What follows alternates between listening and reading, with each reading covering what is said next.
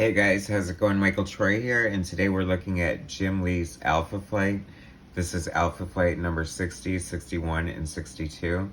So Jim Lee, his first work for Marvel was on Alpha Flight, on his first regular series. He came on board with issue 61.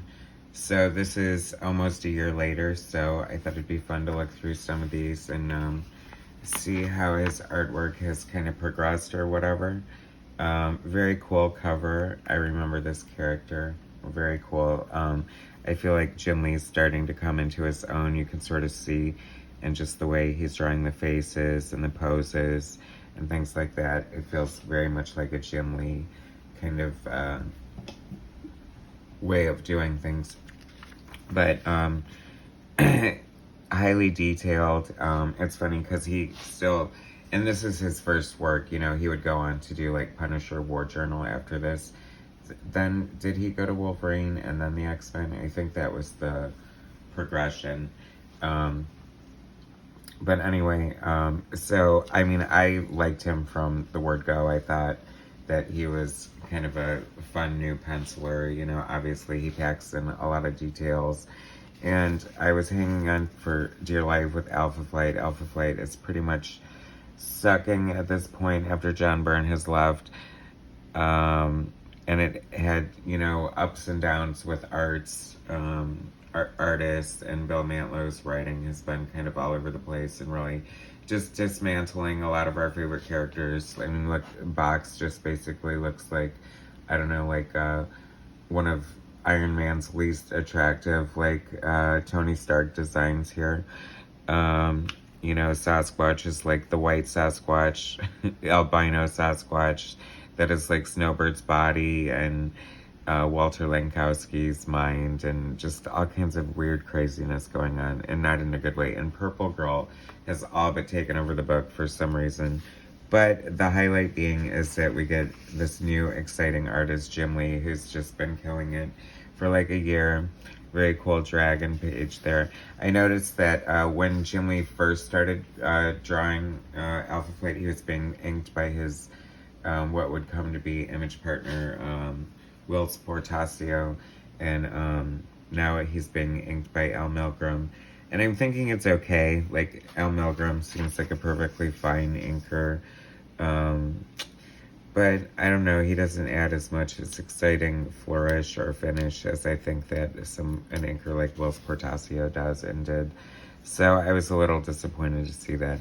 But you can still see a lot of the great Jim Lee art shining through.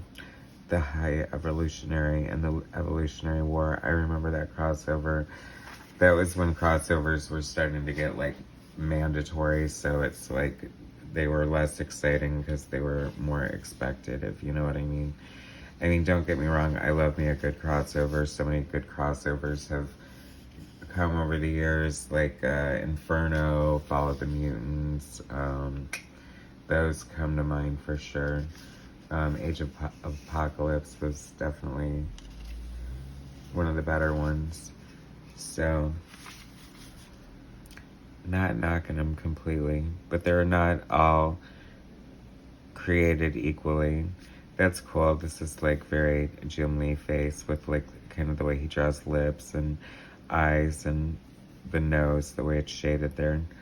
So you can see a lot of potential in his art, and then you can also see a lot of the things that are kind of already being established and just points of his art that are already there.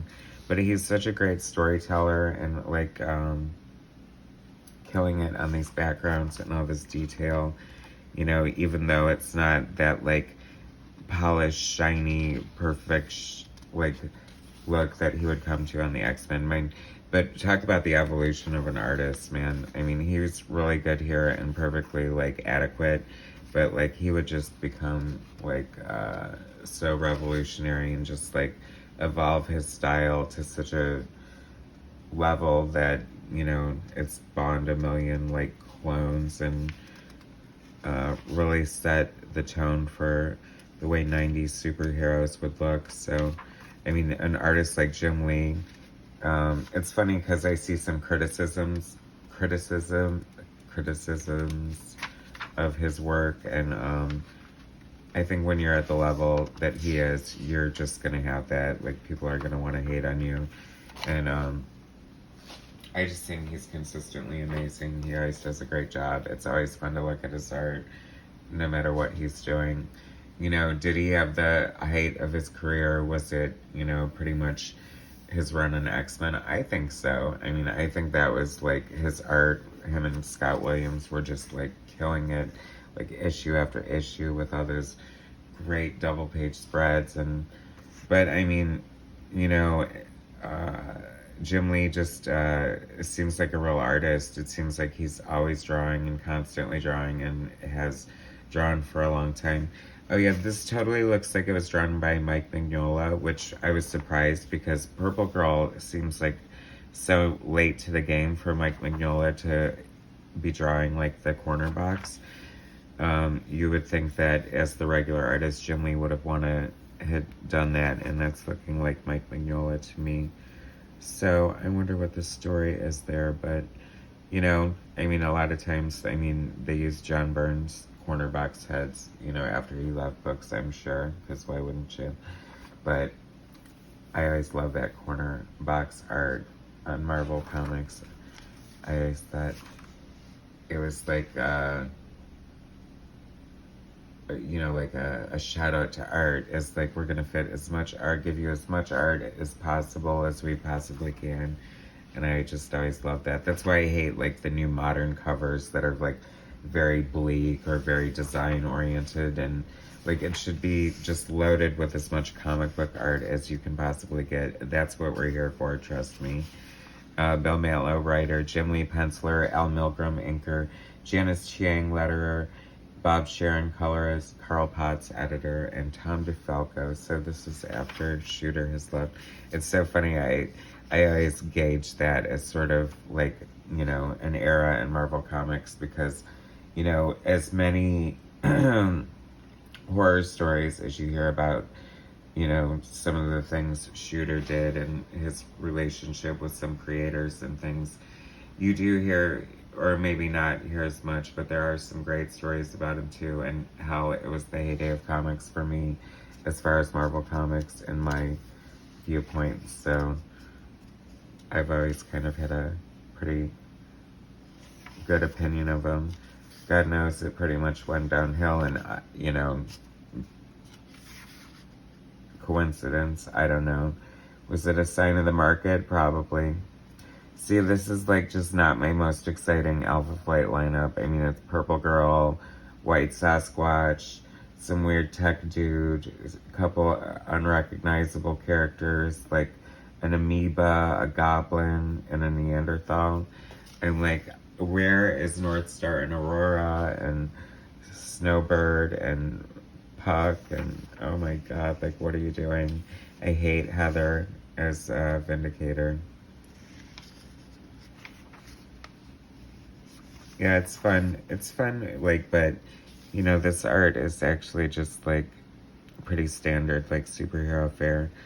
But, you know, Jim Lee is just definitely flexing. Oh, like, that's a glimpse of what we would get on the X-Men, huh? See, that is so cool. So I wonder if this is the first time that Jim Lee drew the X-Men in a comic book. Probably not. They must have like been in a flashback prior to this in Alpha Flight, I would think, or something. They're always milking that connection, and who could blame them? I always get a little excited when I see the X-Men in an Alpha Flight comic, or Alpha Flight in an X-Men comic. Oh, actually, that panel is very Jim Lee. I love that. That reminds me a lot of the stuff that him and Scott Williams would do on X-Men. I just love little things like that. Like, that just stands out as like such a great, like, artistic, well-drawn panel on this one page. Interesting. Both Al Milgrom and Jim Lee must have just been like, yeah, I mean, everything's great. We're going to handle everything, you know, super great and everything, but we're just going to draw the F out of that one. Fine with me. Oh, what are these comics? X Factor, That looks like a great Walt Simonson. Loved Walt Simonson's art for X Factor. So good. So 61. All right, one more in this little journey through Jim Lee's Alpha Flight, the early years. Now, this is kind of cool, and I have to say, as much contempt as I have for Purple Girl, did I like her at the time? Like, I don't know.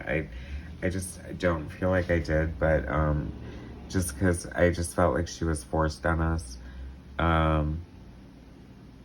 Does it say after Magnolia? Kind of.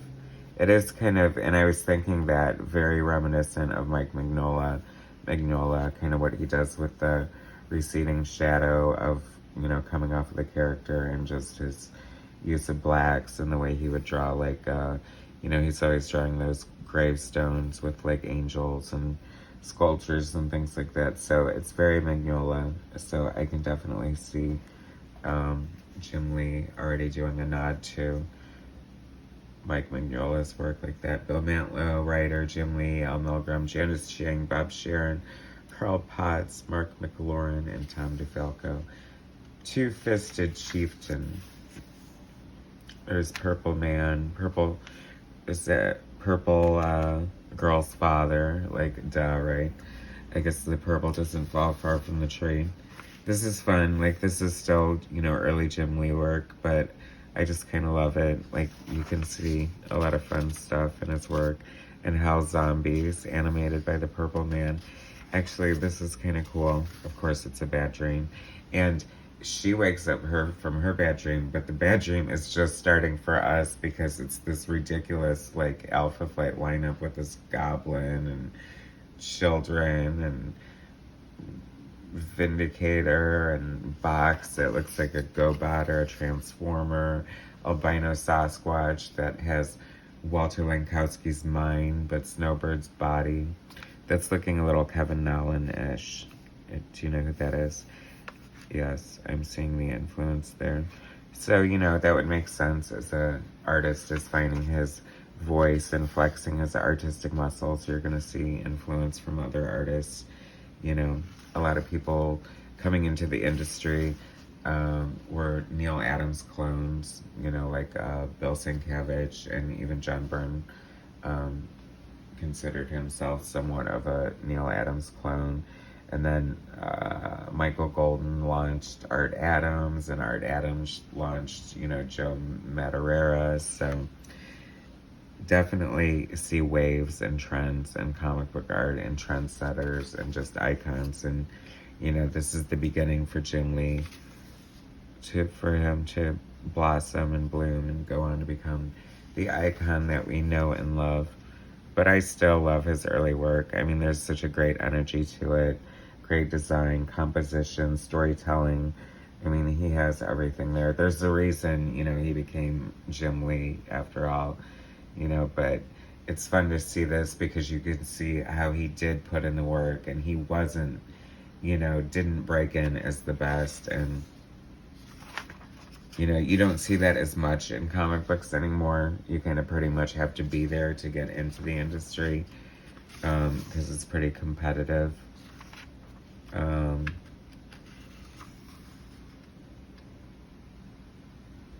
But if you know, you know, or have followed or grown up with, like, all these great old comic book artists, you definitely had a chance to see them grow and mature and evolve as you would think that would happen pretty quickly. Drawing me 22 pages a month has got to be such a grind. How can you not get better, right? Is that Talisman? Oh, good. I love Talisman, like my favorite. And that's it. That's all we get. Unfortunately, that's all I have for right now. Anyway, so that was early Jim Lee Alpha Flight. So much fun.